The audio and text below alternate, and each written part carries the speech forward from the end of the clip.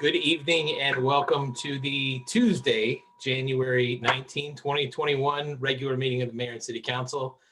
First item on our agenda is the Pledge of Allegiance, and I'm going to have Council Vice President Sesma lead us in the pledge. Thank you, Judd. I pledge allegiance to the flag of the United States of America and to the republic for which it stands, one nation, under God, indivisible, with liberty and justice for all. Thank you very much, Mike. Next on our agenda is reflection, and I have a couple of things I wanted to bring up during reflection this evening. First, we should pay a brief homage to the longtime president of the Maryland State Senate, Mike Miller, who passed away last week. I think most observers would argue that for the last 30 years, there is no single person who has had more to do with steering the direction of the state of Maryland than Mike Miller. He was first elected in 1971, which I should note is the year I was born, and served all the way through his retirement last month. That's 50 years of service by a man whose power grew to a point at which it literally could not be overestimated. It was said that while he was not the sponsor or the author of most of the bills that passed through the Senate, anything that did get through the Senate had his blessing. And that includes some bills that were very important to Maryland's municipalities, including the city of Gaithersburg. So on behalf of all of us, I want to offer our fond condolences to Mike Miller's family and friends and to salute his considerable legacy.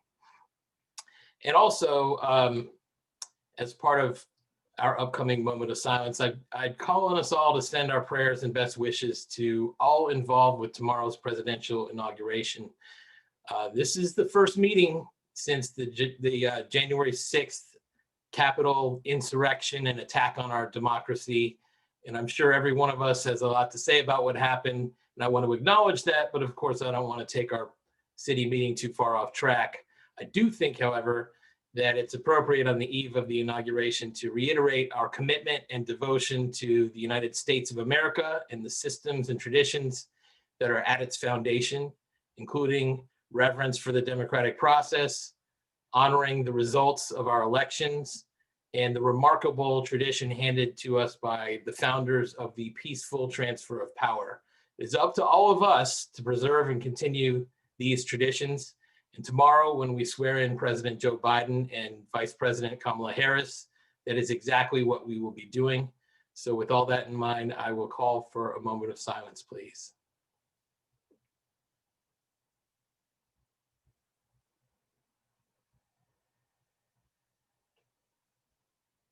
Thank you all very much. Next on our agenda is approval of minutes. And tonight we have one set of minutes. The set from Monday, December 21st, regular meeting. What is the pleasure of the council? Rob, and then Lorianne. Thanks, Mr. Mayor. Move approval. Lorianne? Second. Okay, I will call the roll. All those in favor say aye. Any opposed say nay. Councilmember Sesma? Aye. Councilmember Harris? Aye. Councilmember Wu? Aye. Councilmember Spiegel? Aye. And Councilmember Sales. Aye. Okay, carries unanimously. Thank you all very much. Next, we have appointments, and tonight we have two sets of appointments. The first being Animal Control Board, Board of Appeals, Community Advisory Committee, Gaithersburg Book Festival, Old Town Advisory Committee, and Police Advisory Committee. What is the pleasure of the council? Mike. Mr. Mayor, I'll move a resolution confirming your appointments and reappointments to the Animal Control Board, a 3-year term, Dr. Marie Stiles, term to expire January 2024. To the Board of Appeals, a reappointment, Carol Rigg, term to expire, a 3-year term to expire January 2024. Two new appointments to the Community Advisory Committee, a 2-year term, David Belgard, term to expire in January 2023. To the Ethics Commission, a 3-year term, Kenneth Smondrowski, term to expire January 2024. To the Gaithersburg Book Festival Committee, an indefinite term, Nancy Redding. To the Old Town Advisory Committee, an indefinite term, Bill Magruder. To the Police Advisory Committee, a 2-year term to expire in January 2023. It should say David Belgard, not Delgard. That needs to be corrected. And to the Senior Advisory Committee, a 2-year term, Evangeline Kiragua, term to expire January 2023. Okay, Ryan. Second. Okay, I will call the roll. All those in favor say aye, and the opposed say nay. Councilmember Sesma, Aye. Councilmember Wu, Aye. Councilmember Spiegel, Aye. Councilmember Sales, Aye. and Councilmember Harris. Aye. Carries unanimously, and we will thank everybody when we see them. And next, we have an appointment to, let me just get to the right spot here, the Board of Supervisors of Elections. And I wanted to make a quick statement before we get to the actual item. The reason we have an opening to fill on the BOSE, Board of Supervisors of Elections, is that one of our longest serving city volunteers, Joan Moore, is retiring from city service. Joan has served on the Board of Supervisors of Elections since the year 2000.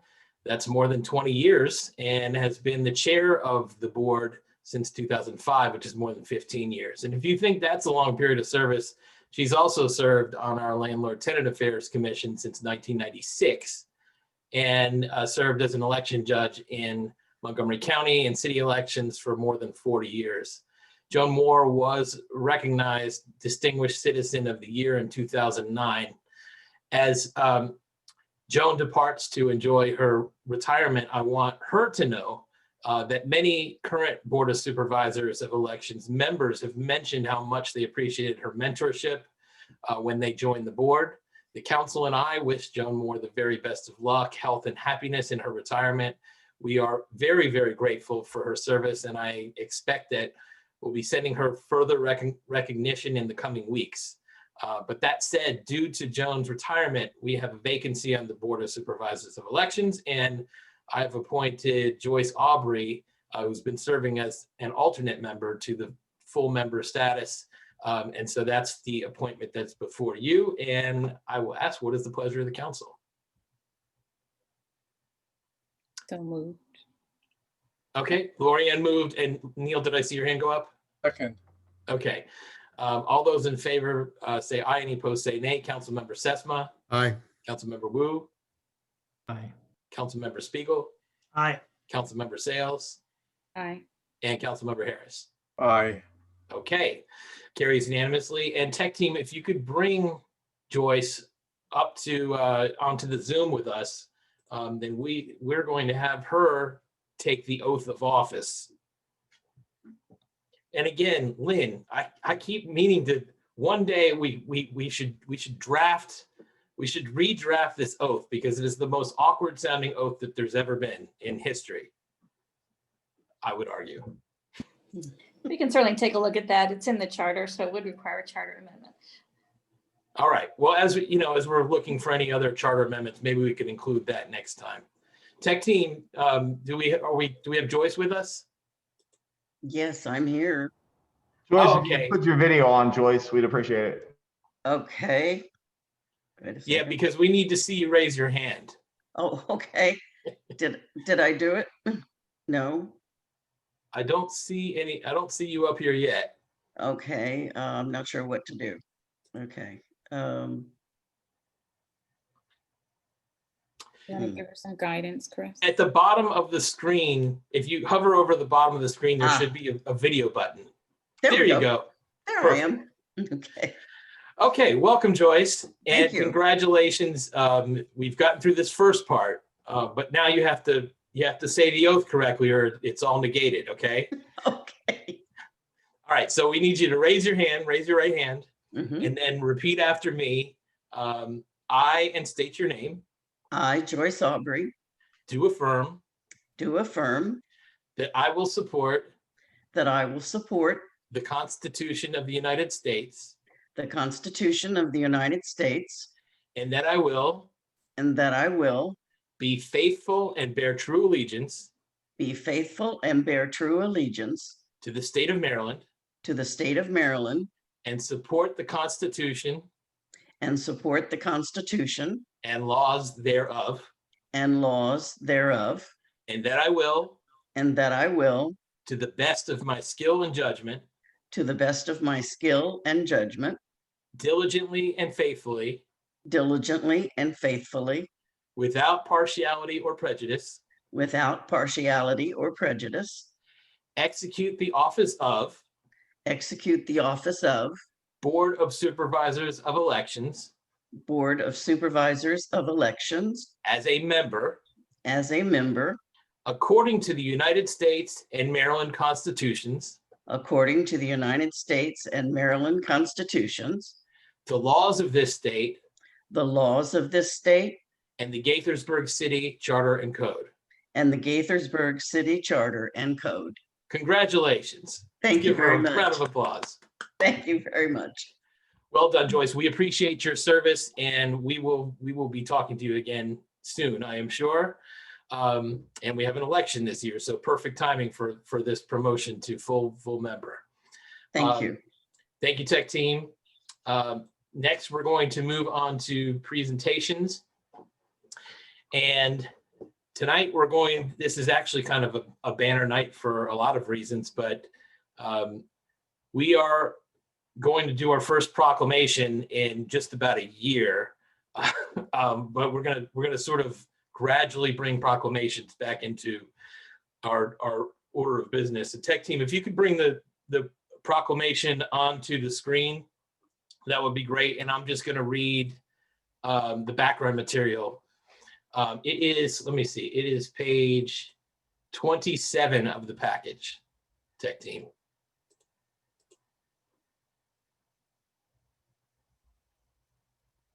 There you go. So we're proud to issue, you can read the text of the proclamation on the screen, but here's the background. We're proud to issue the proclamation in honor of the legacy of Dr. Martin Luther King Jr. He devoted his life to advancing equality, social justice, and economic opportunity for all, and he challenged us to build a more perfect union, teaching us that everyone has a role to play. Quote, life's most persistent and urgent question is, what are you doing for others? This quote by Dr. King provides the overall theme for this year's celebration. Gaithersburg residents are invited to honor the life and teachings of Dr. King by participating in a week of service with activities coordinated by Montgomery County Volunteer Center now through January 24th. Many of the projects can be done from the safety of your own home. You can find details at montgomeryserves.org.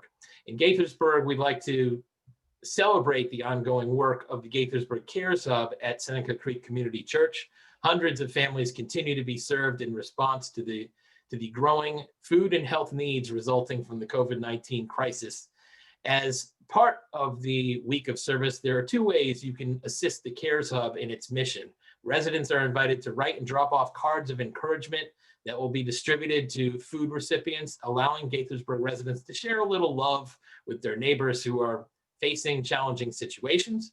Additionally, the Hub is conducting a special donation appeal for face masks, diapers, baby formula, and individually wrapped toilet paper rolls. Full details with drop-off and shipping directions can be found at senecacreek.org. We thank the Montgomery County Volunteer Center we thank you to the Montgomery County Volunteer Center and to Seneca Creek Community Church and to the many volunteers and donors working in our community for your impactful, compassionate work that honors the legacy of Dr. Martin Luther King Jr. Thank you, tech team. And next, we have our courtesy review, and I'd like to invite Jasmine Forbes to come and give us this presentation. Welcome, Jasmine.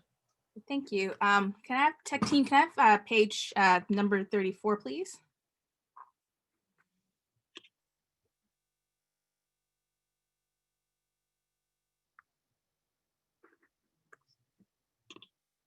Thank you.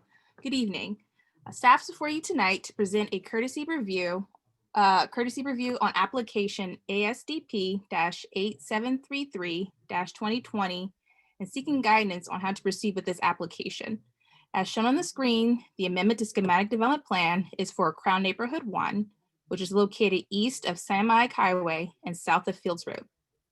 The applicant's requesting to amend previously approved schematic development plan SDP-11-001 to include an additional story for a multifamily building located at the corner of Diamondback Drive and Elton Boulevard, which is highlighted in yellow on the screen.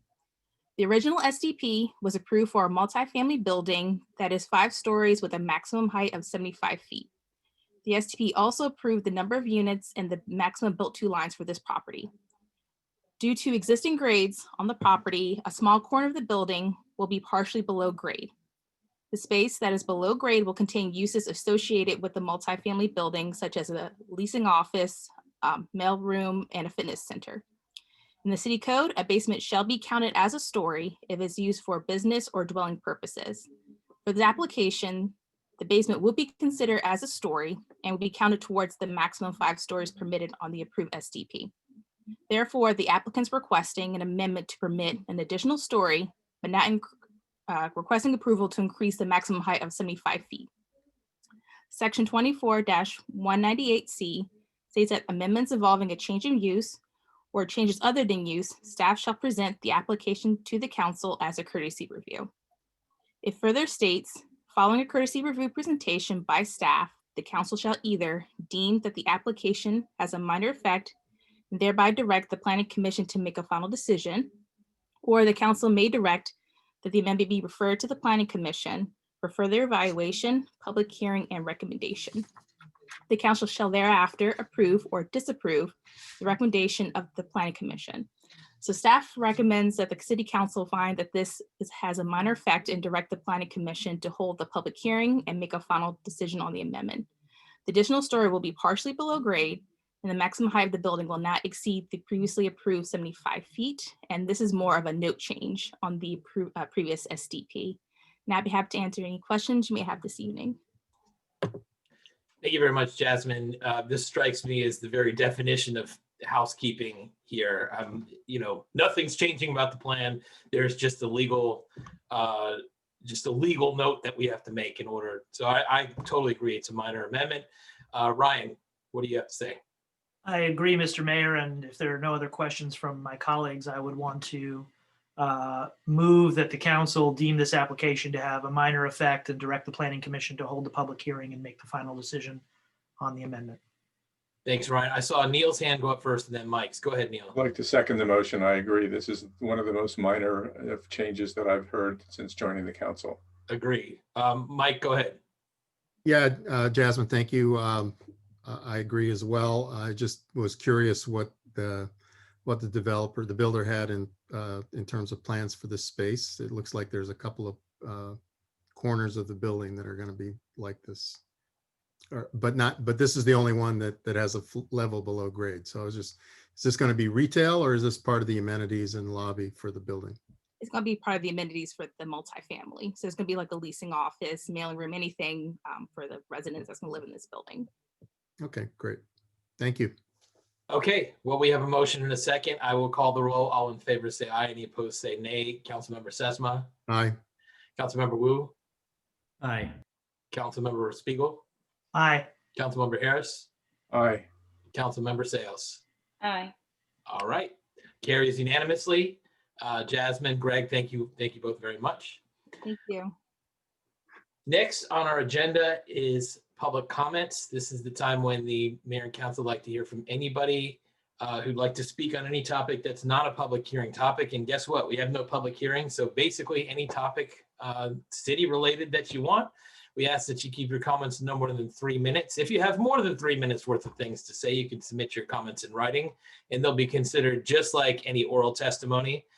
We ask that you state your name and address or your neighborhood for the record if you feel more comfortable. Tech team, do you want to play the instructional video, please?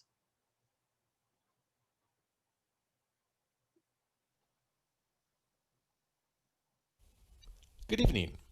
If you've connected to the meeting tonight via Zoom and you're on a desktop or a laptop and you wish to make a public comment, we can't currently see or hear you. What you need to do, please, is wiggle your mouse around and look towards the bottom center of your screen. You should see a raise hand button. Go ahead and click on that now for us, please. Alternatively, if you've connected in via telephone, you can press *9. Thank you, tech team. And let's see. I see one hand up, and it is a person who has called in. So I don't know who it is, but it's with the phone numbers, the last three digits 702. Tech team, if you could bring up this attendee and whoever you are, if you can, once you come up, just unmute yourself, state your name and address or neighborhood, and go right ahead.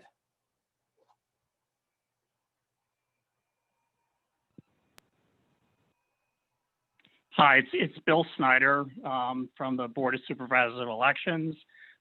Just wanted to reiterate from the board that the amazing service that Joan Moore has provided to the city, and would also agree with the mayor if we could change the oath, which seems kind of painful in terms of its length.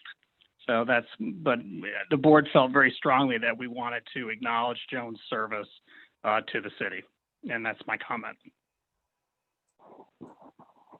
Bill, thank you very much for calling in and sharing that with us on behalf of the board. Do we have any other speakers this evening? Going once, going twice. Okay. Then we will move on to from the mayor and city council. And tonight we are starting with Councilmember Spiegel. Thank you, Mr. Mayor. Beginning with a formal announcement, which is a perfect segue from Mr. Snyder's comment and the other comments that have been made about the outstanding service of Joan Moore. The mayor and city council are seeking to fill a vacancy on the Board of Supervisors of Elections for one alternate member position. The Board of Supervisors of Elections works in conjunction with the city's Department of Legal Services. The board oversees the registration of voters, petitions for elected office, and officiates over all city elections, regular or special. The board consists of 5 members and 1 alternate who are appointed by the mayor with the approval of the city council. Members serve staggered 4-year terms. Regular elections are held in odd-numbered years on the first Tuesday after the first Monday in November, with the next election set for Tuesday, November 2nd, 2021. All applicants must reside within the corporate city limits and be a registered voter in the city. Resumes and letters of interest should be submitted via mail to Mayor and City Council, 31 South Summit Avenue, Gaithersburg, Maryland, 20877, or via email to cityhall@gaithersburgmd.gov. The position will remain open until filled. And for more information, you can visit the city's website or contact City Attorney Lynn Board at 301-258-6310. I want to just quickly associate myself with the comments that the mayor made earlier about Joan Moore and also about Senate President Emeritus Mike Miller, who I had the opportunity to interact with quite a bit in my roles for the Maryland Municipal League. All the wonderful things about his impact have already been said, but I echo them. Thank everybody who was involved in our Martin Luther King Day programming and Week of Service activities, which are ongoing. And again, echo what the mayor said about the programs that we have available for folks to engage in service, because as we often say, Martin Luther King Day is not a day off, it is a day on in service to our community. And there is so much tremendous need right now. And that need doesn't go away at the end of this week. And we're really going to need the help of volunteers for the foreseeable future in a big way. So thanks to everybody who's already been involved, and a reminder to please continue staying involved as a volunteer and helping. And thanks to our partners, Seneca Creek Community Church, the folks at the County Volunteer Center, and all the other folks and organizations who've been involved with this. And of course, it is also Black History, and looking forward to additional programming and events that we can highlight as we move into Black History Month programming as well. We reached a very grim milestone as a country today with 400,000 deaths from COVID-19. And the city is participating with many other local governments around the country tonight, headed up by the nonpartisan presidential inaugural committee to commemorate the people, the friends and family that we have lost in our country by lighting up our city hall. I believe the color that was selected was amber for the program. And so tonight, I believe our city hall is lit up in amber in a sign of solidarity with communities across the country and with the main event that is occurring tonight by the reflecting pool at the Lincoln Memorial in downtown Washington. Just to show that, you know, we are keeping the memories of those we have lost close to us as we continue to fight this pandemic and move towards a brighter day. And that is a good segue also to just briefly talking about the vaccine information that is coming out from the county and from the state. And the governor's made some updated announcements over the last few days as well. I don't know about my colleagues, but I've been getting a lot of requests for information and questions coming my way from constituents about the vaccine. All I can tell you is that we will continue to push out the official information that we have from the state and the county as best we can. But please be patient because we're not going to be able to rush things along at the municipal level. We're just going to do our best to coordinate with public health officials and with the federal and state and county governments as best we can. So stay tuned, pay attention for announcements. The county has a website where you can sign up for updates on the vaccine, and I would encourage folks to go there as well and sign up. In the meantime, while it is promising that we are rolling out vaccines, although not as quickly as we'd like, please remember to remain vigilant. The fact that the vaccine is starting to roll out and that some folks that we may know are starting to get it is not a reason to let down our guard. We need to continue to socially distance, to wear masks, to wash our hands regularly, and to engage in all of those practices that we've talked about for many months. So I just wanted to make sure that we got that message out to folks yet again. The 2021 session of the Maryland State General Assembly has begun. It is a session like no other we've ever seen before, with remote committee meetings and testimony, with all kinds of dividers set up on the floor of the Maryland State Senate and the Maryland House of Delegates to maintain social distancing for the senators and the delegates and their staff. And just wanted to keep folks updated that we as a city continue to remain very engaged in advocating for our priorities and the priorities of municipalities at the state level as business continues, even if it continues in a different fashion. I believe we're going to be talking about some of those priorities very soon. But I just wanted to remind folks that that is also going on right now. And we will try to keep everyone updated on various pieces of legislation that are going to affect us and affect you as the weeks go on. I want to also associate myself with the comments that the mayor made earlier about the presidential inauguration tomorrow and offer congratulations to incoming President Biden and incoming Vice President Harris on their historic administration.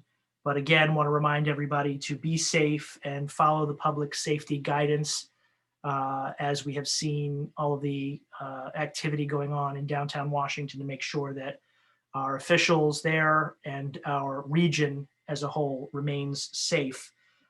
Please do adhere to the guidance to stay away from downtown DC tomorrow and enjoy the inauguration festivities remotely on TV or on the internet.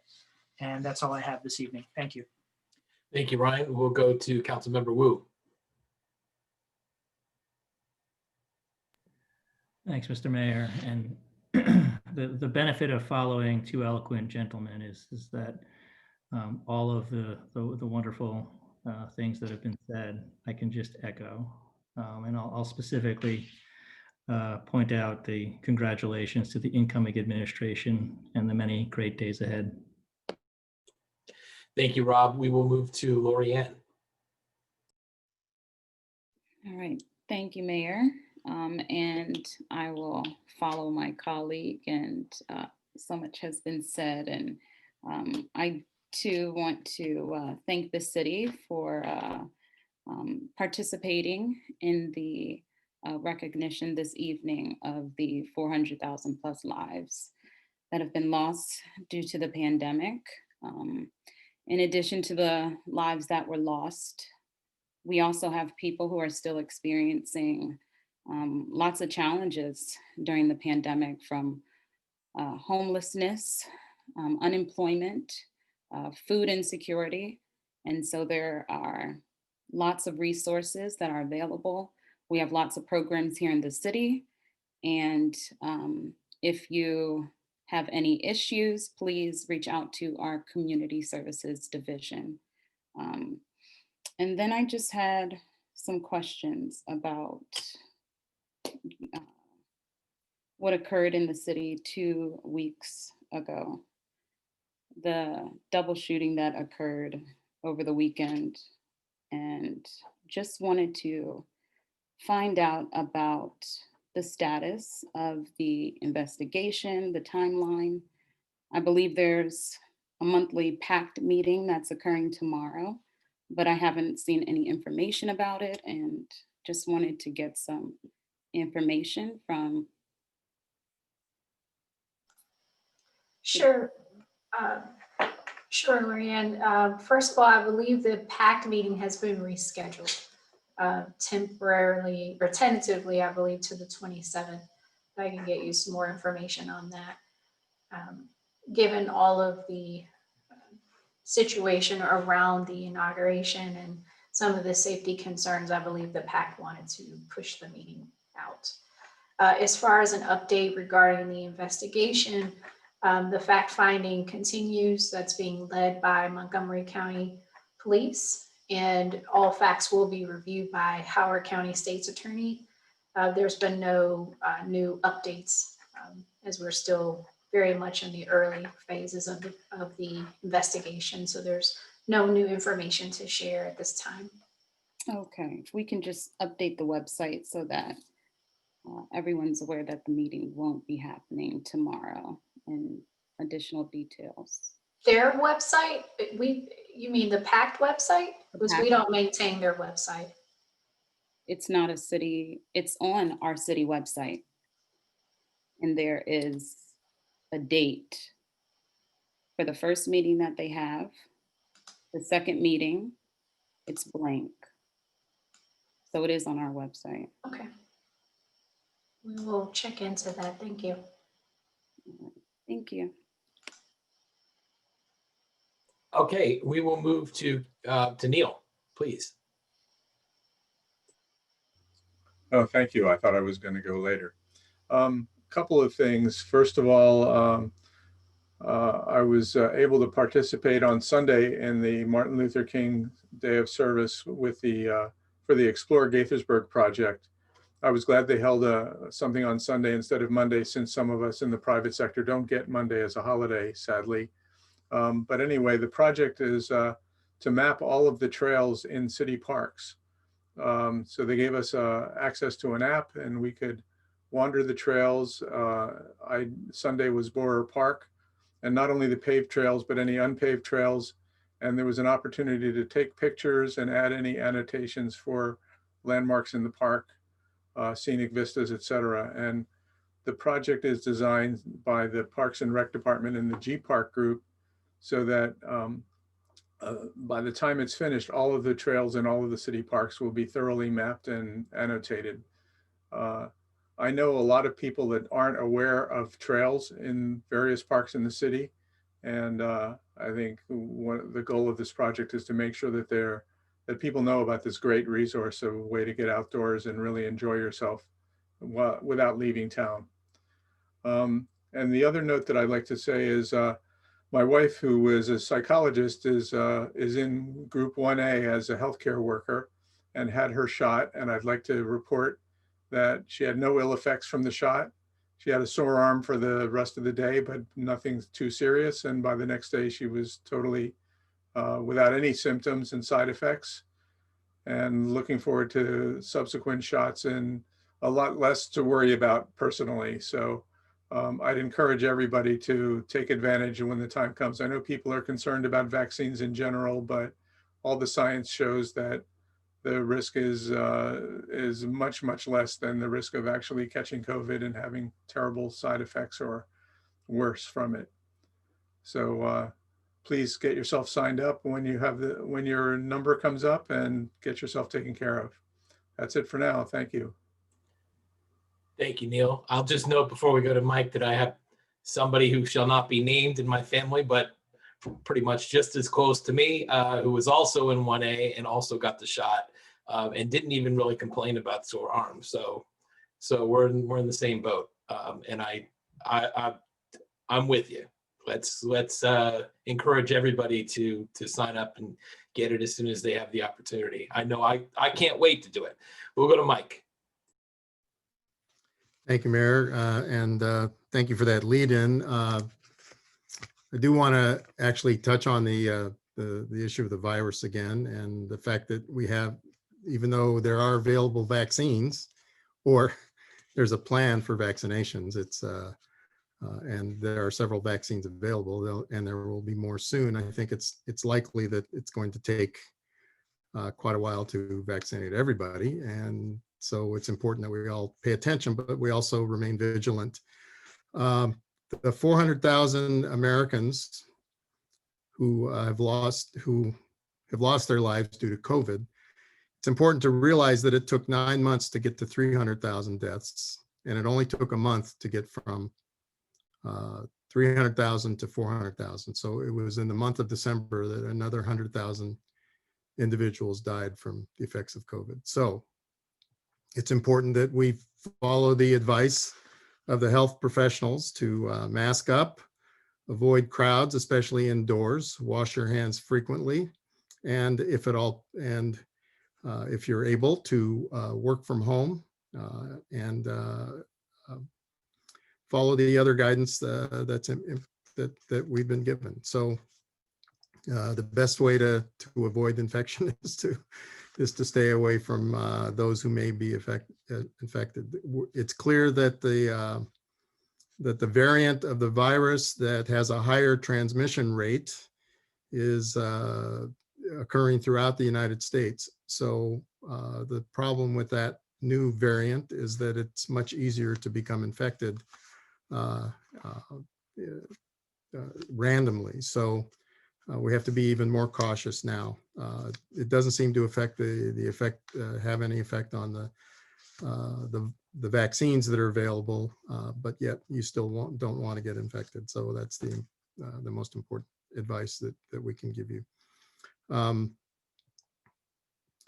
So one of the things that happened yesterday actually was I joined a group of elected officials from cities throughout the United States to have a meeting with the transition team for the intergovernmental relations or intergovernmental affairs for the Biden team. And it was Julie Chavez Rodriguez and LT McCrimmon.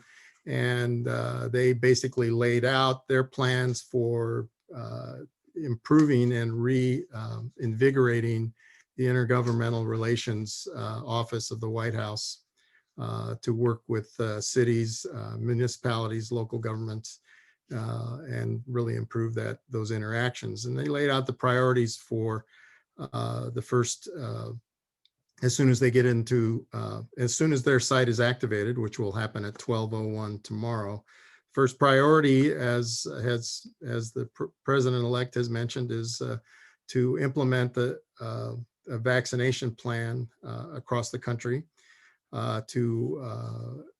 Because without that, we're not going to be able to have an economic recovery, and we're not going to be able to open schools. So that's a big part of that. Another priority is economic recovery from COVID.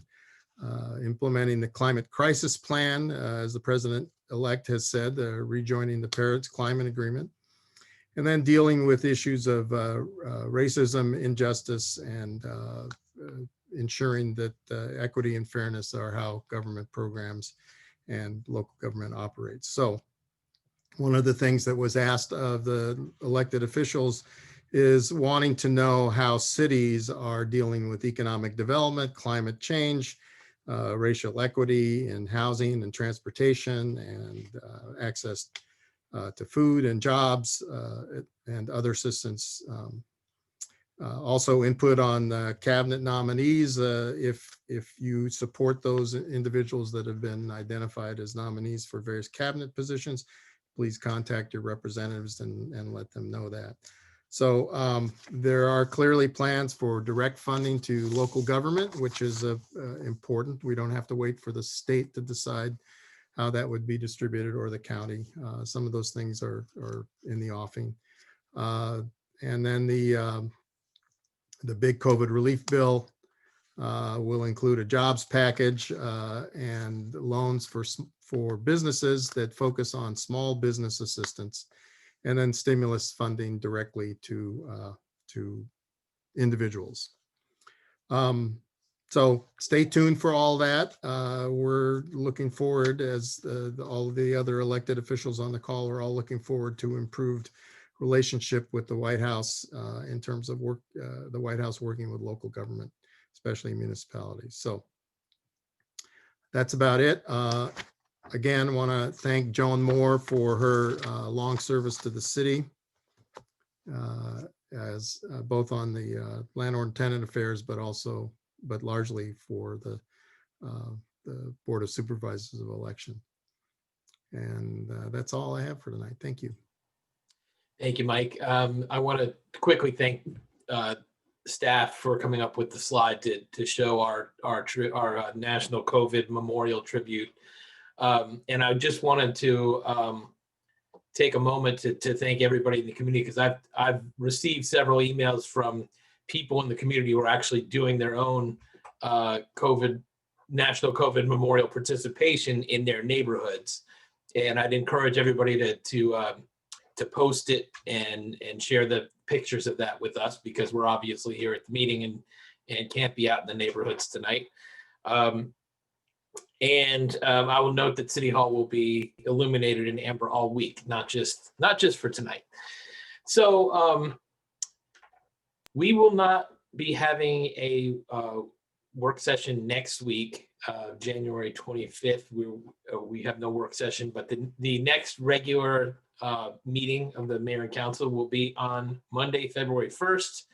And again, it will be on Zoom, and you can participate in whatever ways you're participating now. And with that, we need to have a motion for a closed executive session. Who would like to make that motion? Mike, go ahead. Hey, this is a notice to the general public, given that the mayor and city council of Gaithersburg plan to conduct a closed executive session immediately. Oh, wait. Don't do it in the form of a motion, not a notice. The notice is assuming that we pass the motion. Okay.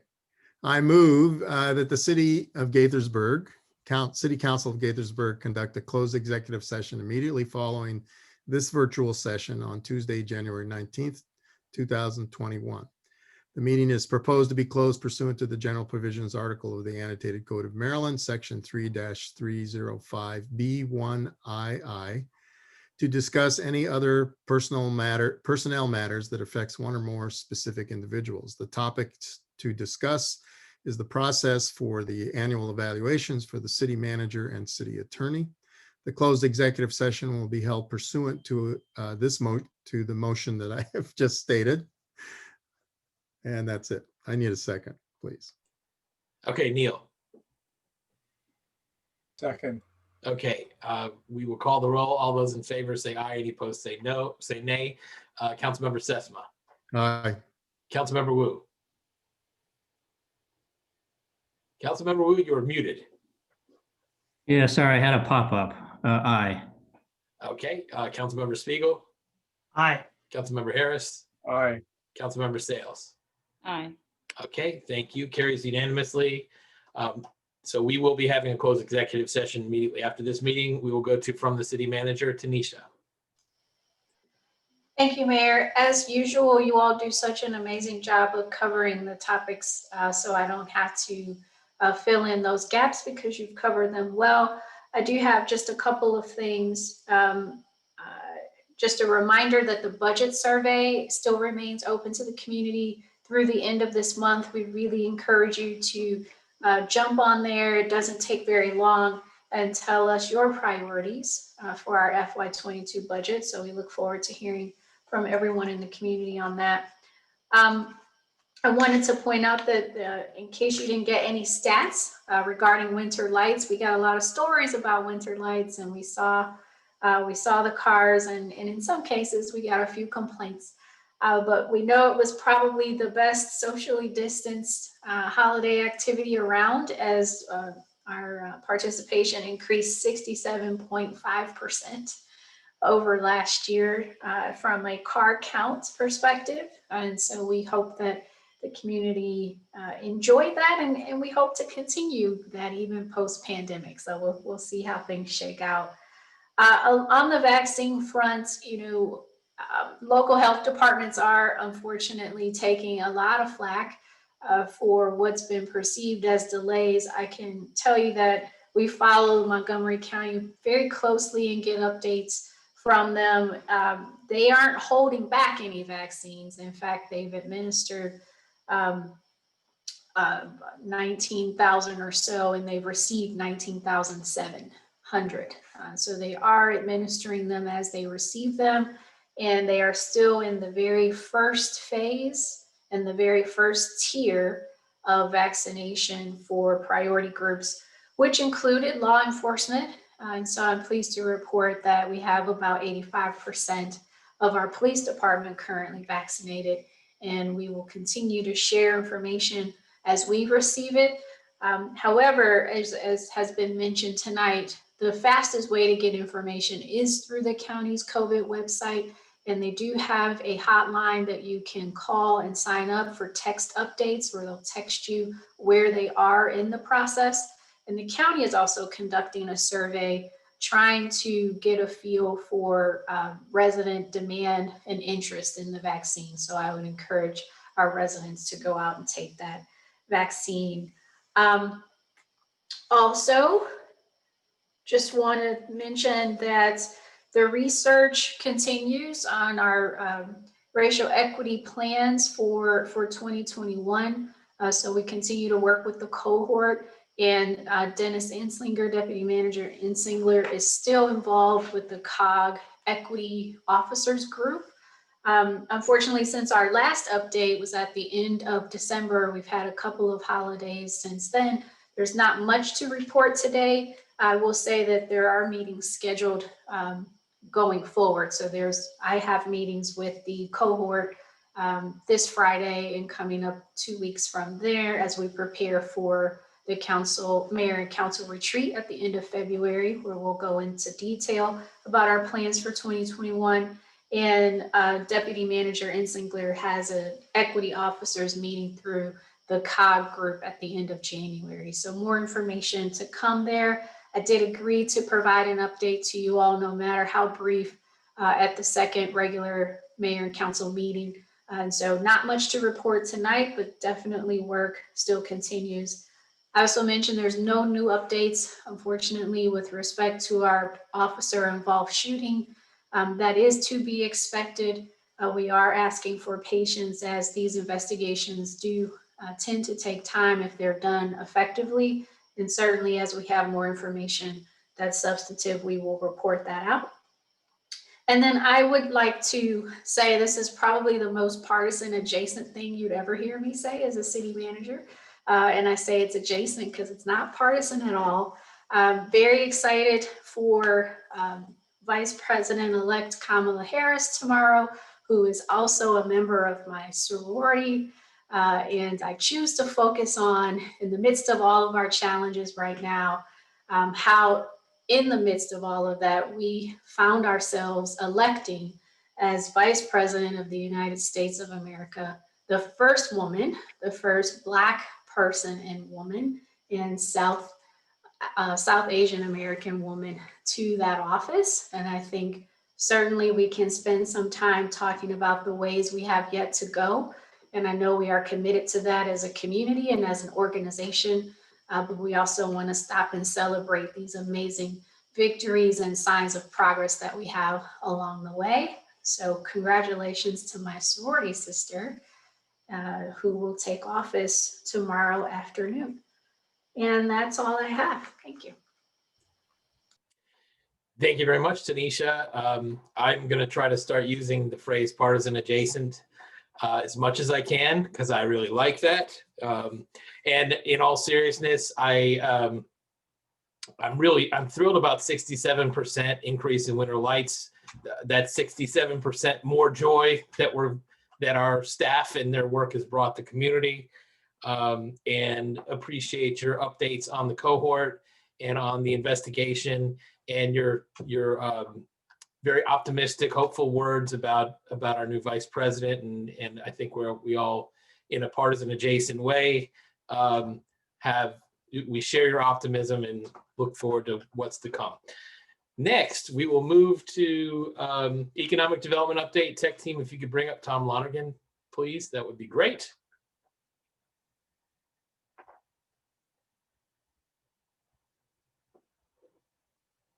Here he comes. Welcome, Tom. Good evening, Mr. Mayor. Just one item tonight. Councilmember Sesma was talking a little bit about the economic stimulus, and I was going to come down a little bit more detail on the reopened Paycheck Protection Program, or PPP. It's now available. The first draw loans became available on January. Began accepting second draw applications on January 13th.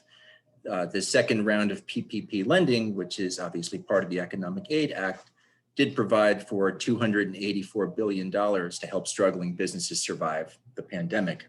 Eligible companies include companies that previously received a loan through PPP during the first round of lending, as well as those applying for the first time. For first-time applicants, most of the same original rules apply.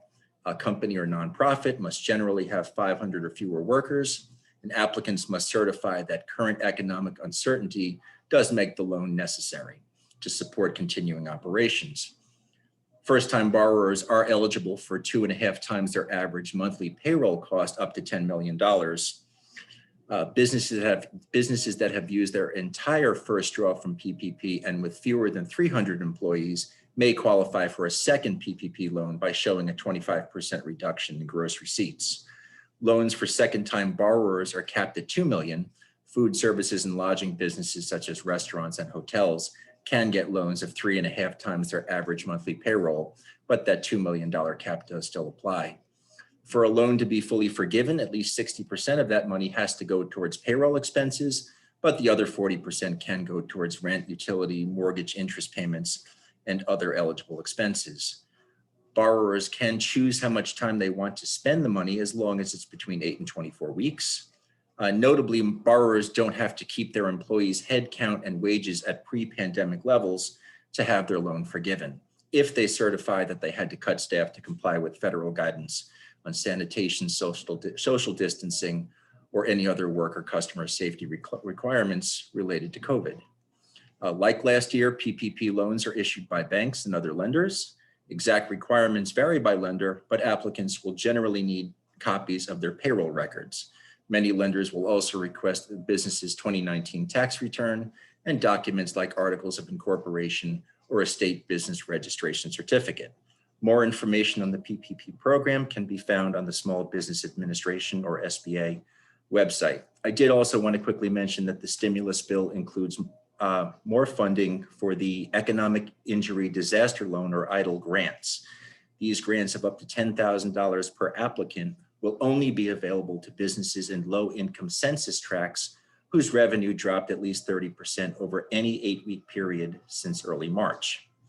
The portal and further details about this program are not yet up on the SBA website, but were expected to go live today, but maybe by tomorrow, shortly nevertheless. Staff is closely monitoring the program to determine if any of Gaithersburg's census tracts will qualify for such support. And if they do, we will immediately spread the word through social media and direct outreach to businesses and commercial property owners. And for tonight, that's all I've got, Mr. Mayor. Thank you very much, Tom. We appreciate it. We will move on to ordinances, resolutions, and regulations. And tech team, if you could bring up Barbara Harbison from our Community Advisory Committee.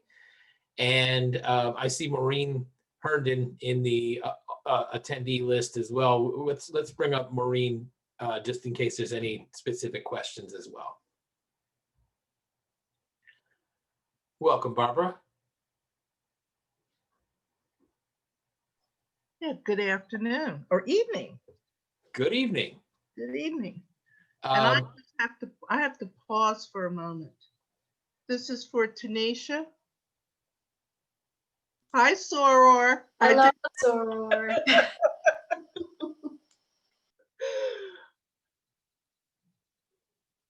You I'm ready? going to let you go ahead and take it away, Barbara. Okay. I was so surprised at that. I had to get out my mask. On behalf of the Community Advisory Committee and the Education Enrichment Committee, I want to first express our sincere gratitude to you and to the council for authorizing such a significant amount of funding to support community services nonprofit grants for this year. It was in the amount of $1,072,057 was approved in the FY21 City of Gaithersburg operating budget to provide funding for priority areas of senior and disability services, youth mental health and education support, health, mental health, housing, financial empowerment, vocational services, and food and nutrition. As we considered making grants in FY21, we could hardly anticipate how the unprecedented need would take shape. Would the gap in services be more prevalent in housing assistance? Would the federal government come up with enough resources for food? Faced with questions like this, the committee decided its best course of action was to execute 6-month contracts with the option of a 6-month extension pending community need and contract performance. The committees reviewed detailed and comprehensive quarterly reports, as well as need assessments, surveys at the end of the first 6-month period. Grantees are required to participate in the City of Gaithersburg Coalition of Providers quarterly meetings, which the committees use as yet another opportunity to hear directly from the service providers. Here's just a few highlights of within each scope of service that the city is funding. Financial empowerment and housing preservation. By the end of the first quarter alone, Family Services, Inc. satisfied its total contract at a rate of 633%. We contracted to serve 12, they served 76 residents. Vocational coaching. Career Catchers was able to transition fully to virtual programming. And because some clients no longer needed to consider transportation or childcare, participation has increased. And Career Catchers negotiated a deal with Montgomery County Public Schools so that family members who were seeking employment could use the students' Chromebooks during non-school hours. Food and nutrition assistance. MANA satisfied its contract by 1,000% before October 15th and added delivery services to homebound seniors. health and mental health assistance. Mobile Med noted a significant increase in the need for mental health care services and cited the results of the CDC Household Pulse Survey on mental health, which indicated that residents reported feelings of depression and anxiety at a rate 3 times as high as the same last year. Youth and mental health. Clients are experiencing unprecedented need. A recent set of meetings city staff held with Gaithersburg school principals, the lack of mental health services was cited as a primary concern, so continued funding is essential. Housing stabilization for the homeless. The dwelling place helped to empower families by assisting with the maintenance of stable employment throughout the pandemic and maintenance of stable schooling by purchasing laptops and other vital technology. Services for seniors and individuals with disability. Despite the loss of volunteer drivers, most of the volunteers, by the way, were themselves retired seniors.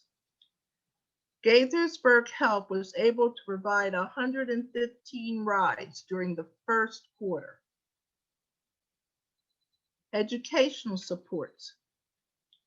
Overwhelmingly, school-based nonprofits did a remarkable job, not only pivoting from how they conduct programming, but also what programming entailed. Many incorporated mental health and wellness, as well as social services interventions, such as connecting families to food, to housing, and other vocational assistance. Overall, we've learned that Gaithersburg area nonprofit contract partners are careful and thoughtful stewards of grant funds. They're finding ways to serve, and they're initiating new collaborations that have led to expanded and efficient service delivery. With our grantees exceeding their goals to provide safety net services to Gaithersburg community, we are recommending that all contracts be granted an extension under the existing terms, with an amendment to outcomes that includes an increase in inclusive community engagement, as well as a requirement to provide additional access, either directly, via referral, or via active collaboration with another grantee, for food, housing, educational support, health, mental health services, whenever possible and appropriate.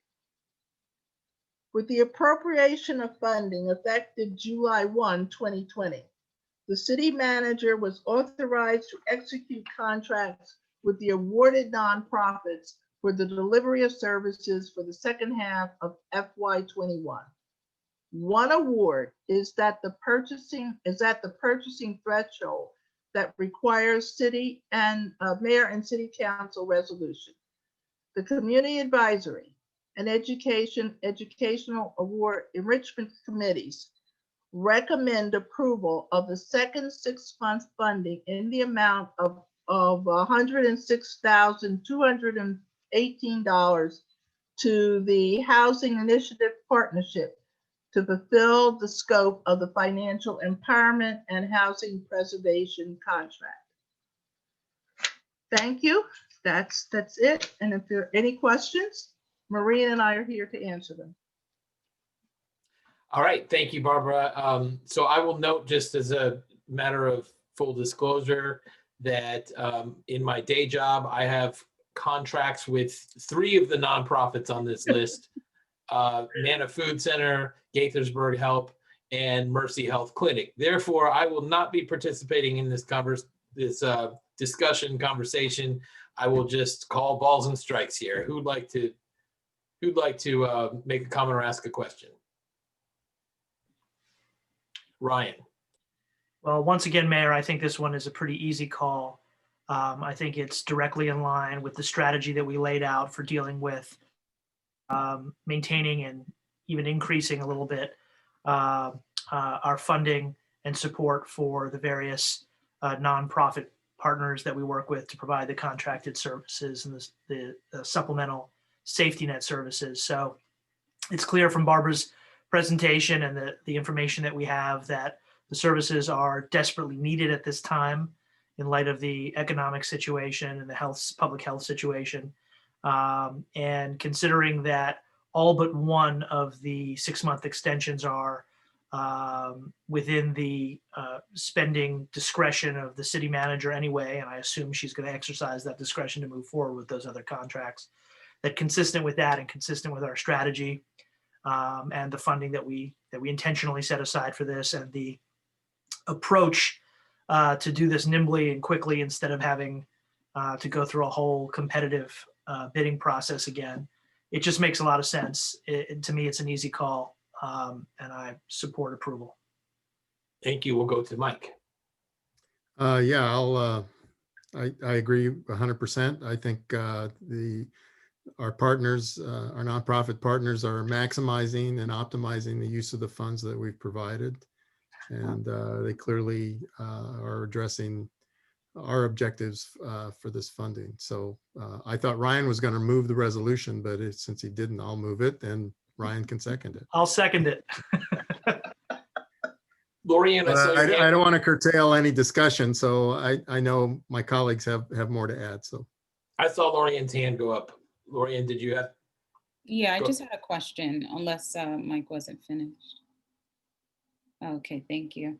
So I was wondering, I know we get some referrals sometimes from the county's 311 line.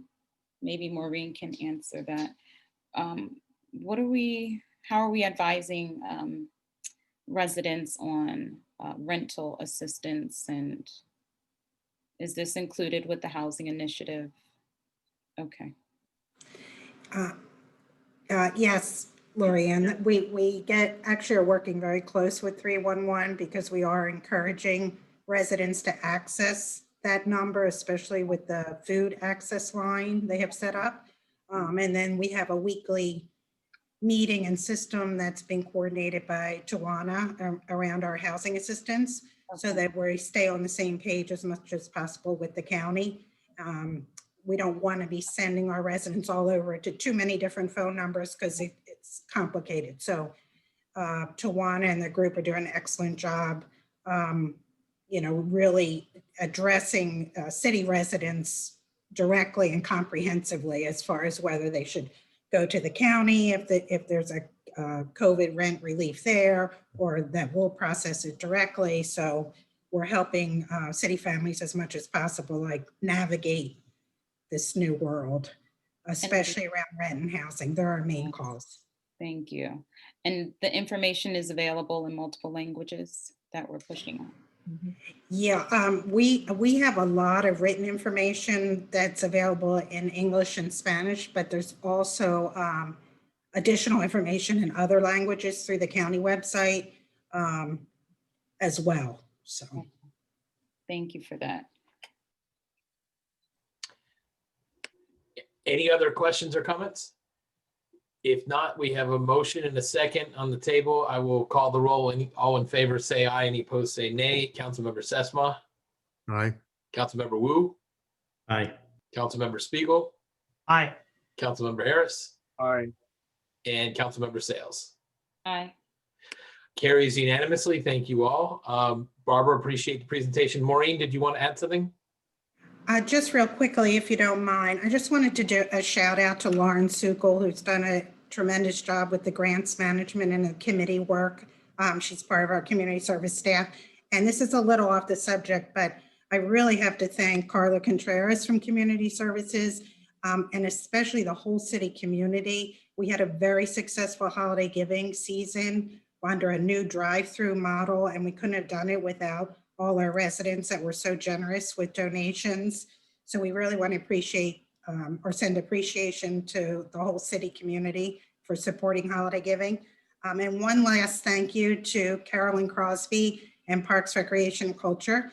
We were able to give Winter Lights tickets to our families as part of the holiday giving program. So we were really excited and appreciated that support.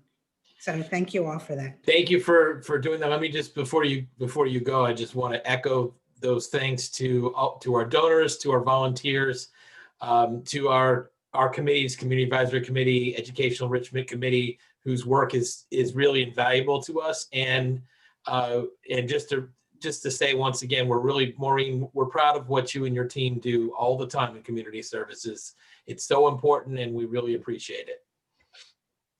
Thank you, Mayor. Thank you all. Thank you. So next, we will move to from the city attorney. Do you have anything, Lynn? I have no additional announcements this evening. Okay, well, I know we have something from Dennis. Tech team, if you could bring up Dennis Enslinger. Let's hear what Dennis has to add to our abundant information this evening.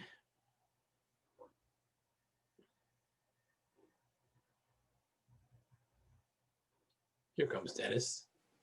Good evening, Mayor and City Council members. I just had a couple of things for tonight. One item is related to the legislative policy priorities.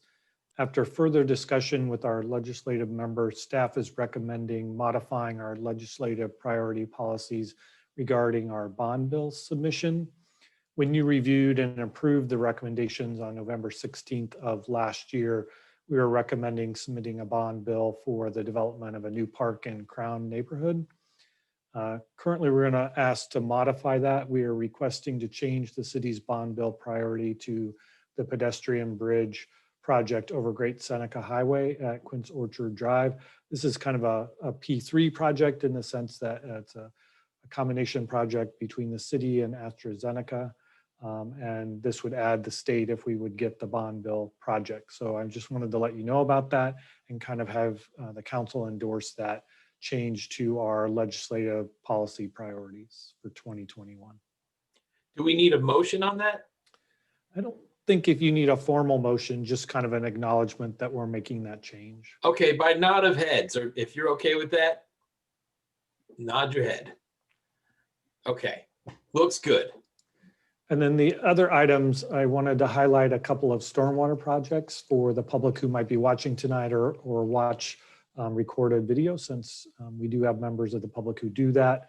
The first project is the Solitaire Court Stream Restoration Project. It's in near Diamond Farms Park, but it really is parallel to roughly the Solitaire Court Road. That's why it's named that project. There will be a meeting that is requesting a variance for this project for major tree impacts. That meeting will be held at the Planning Commission on Wednesday, tomorrow, the 20th at 7:30 p.m. You can go to the project website and you can look at the parameters for the project. It does involve roughly about 2,200 linear feet of stream restoration. So there will be a number of trees that will need to be removed to conduct that project. You can sign up for the virtual meeting for the Planning Commission if you have comments. I will note that this project is slated to begin in late spring and then continue through the end of 2021. We will be doing, as we do with all our stream restoration projects, adding more native trees and ground cover and shrubs once the project is completed. Again, there is a project page set up for this project, as we do for most of our stormwater projects. So if the residents want to know more about the Solitaire Court Stream Restoration Project, the easiest way is just to type in project page on the city of Gaithersburg, and then you'll see a list of the projects and then click on the appropriate page. The second project or meeting that I wanted to kind of highlight is related to the Victory Farm Stormwater Management and Stream Restoration Project. This would be a meeting with the public in a virtual setting. That will happen on January 21st at 7 p.m. You can find more information about this meeting on the project page. This would be a review of the 30% design for the project to get feedback on the project and hear any concerns that the community might have about this project.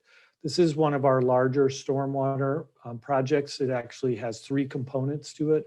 The first one is actually modifying the existing stormwater dam to create kind of a new area that would hold runoff water and treat runoff water. So we would be increasing the size of what would be considered a wet pond in that area. So it would hold water on a continuous basis. It also involves quite a bit of stream restoration. And then also a really significant component of this would be some downstream improvements to the stream, where we would be tying in the existing system to the stream bed to kind of decrease the amount of erosion that we're seeing along that stream bed, and also to kind of help with the pollutant removal related to the pond. There have been notices sent out on both of these projects, but I wanted to highlight them tonight for residents who might be listening. And that's it. Thank you, Dennis. Any questions, council members? If not, thank you very much, Dennis. So as I mentioned, we do not have a work session next week, but we do have the next regular meeting of the Mayor and Council will be on Monday, February 1st. On Zoom, which you can access however you're accessing it now. And until next time, let's do great things, Gaithersburg. I'll remind everyone we're going into a closed executive session immediately after this meeting. Thank you all very much.